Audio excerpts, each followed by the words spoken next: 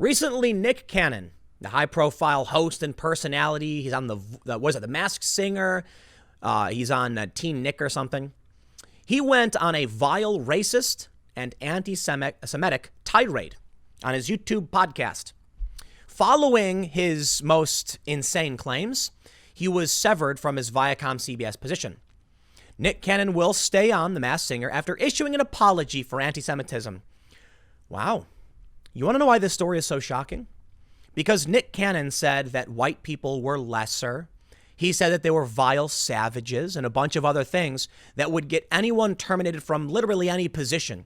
You could be a panhandler and you'd lose your job if you said those things about any other race. But Nick Cannon will keep his job after apologizing over anti-Semitism. Wait. That, okay, fine, good. I'm glad he apologized for that. But what about all the other stuff he said about white people? That's okay? Wow. That's mind-blowing.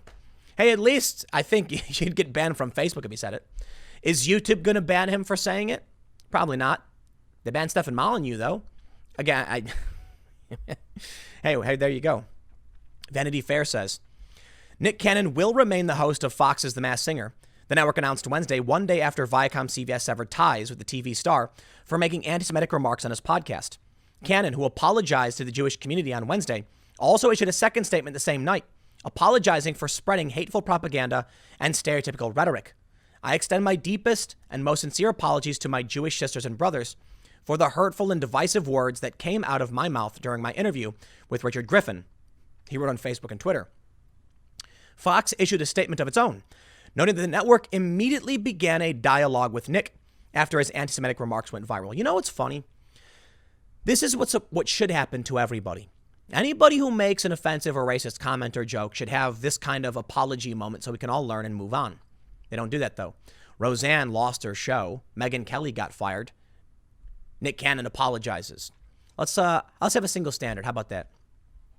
He is clear and remorseful that his words were wrong and lacked both understanding and context and inadvertently promoted hate.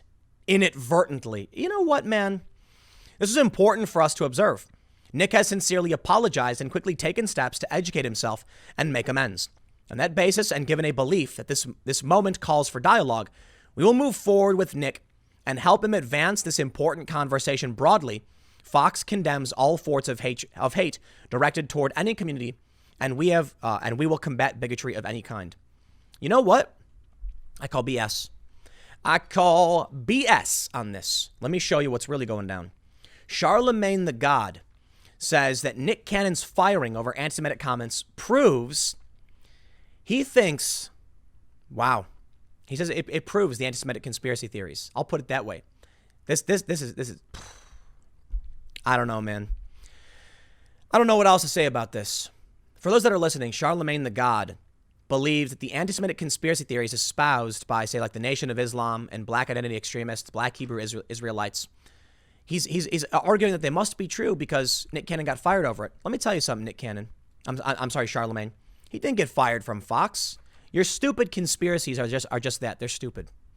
But why are they allowed to just be just overly hateful and bigoted and push this kind of stuff with no repercussion in general? You know what, man? Cancel culture is real, but it's not about celebrities who have money and power. It's about smaller profile, lower profile individuals who work regular old jobs, and they'll say something irrelevant, and they'll lose their job because of it. It's about people like Nick Cannon getting to say whatever he wants and not get fired. So no, Charlemagne the God, you're wrong. Cannon is a host and executive producer on The Masked Singer. So that's probably the real issue. He's an executive producer. They probably can't get rid of him. He is also set to headline the syndicated daytime talk show Nick Cannon, which prior to the controversy was slated to premiere this September on CBS and Fox affiliates. It's unclear if any changes have been made in the wake of the scandal. All right, you know what, man? As if I was going to watch this guy in the first place. This is the double standard in all of this stupid cancel culture stuff. Nick Cannon said some truly vile things. Remember Sarah Jong? She worked for the New York Times, and she for years engaged in vile racist comments against white people. When people started calling out the New York Times for hiring her, they said, oh, but these were made to reverse the hate or something like that. Twitter said we would ban her, but, she said these things before we had these rules. Okay, you're going to ban them now? You're going to ban Nick Cannon's YouTube channel for saying it now? Yeah, they're not going to do it.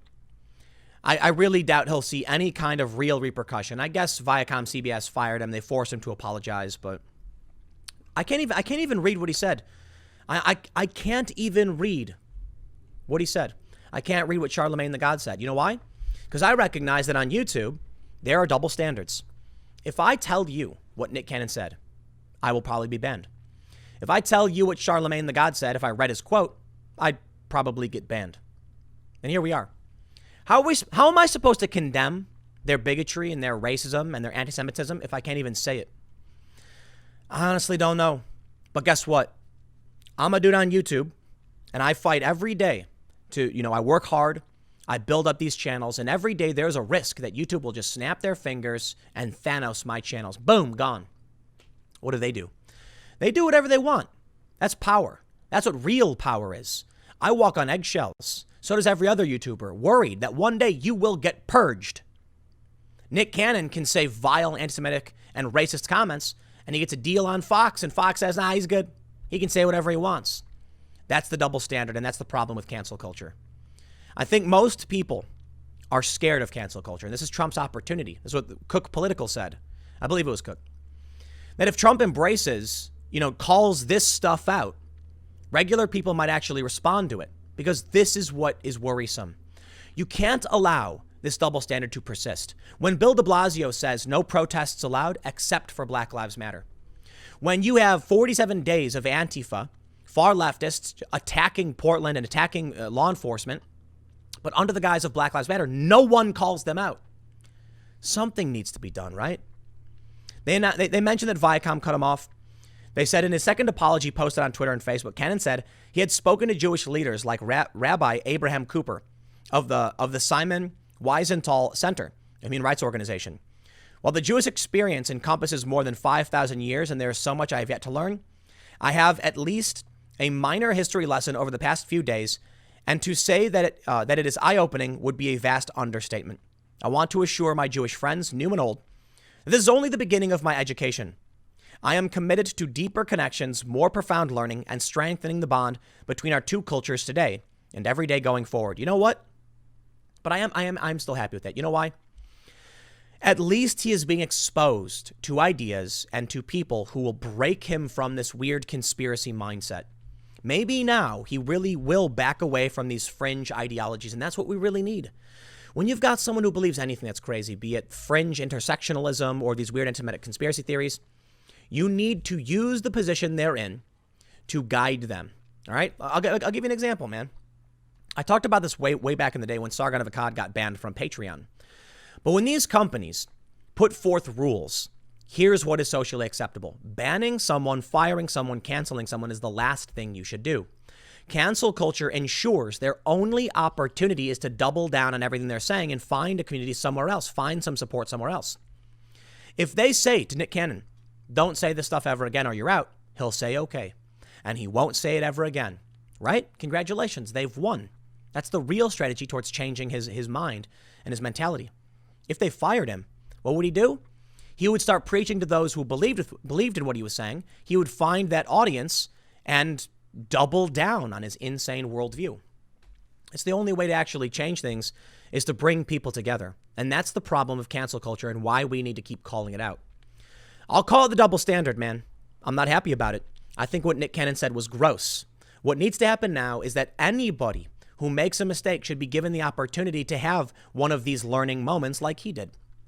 My only concern is it's not what's going to happen. And they're going to use these kind of learning moments as a way to justify the fact that they can get away with being overtly bigoted and racist. And I mean the left. Leftists can get away with this. But conservatives walk on eggshells every single day. And not only that, moderates, intellectual dark web types, the politically homeless.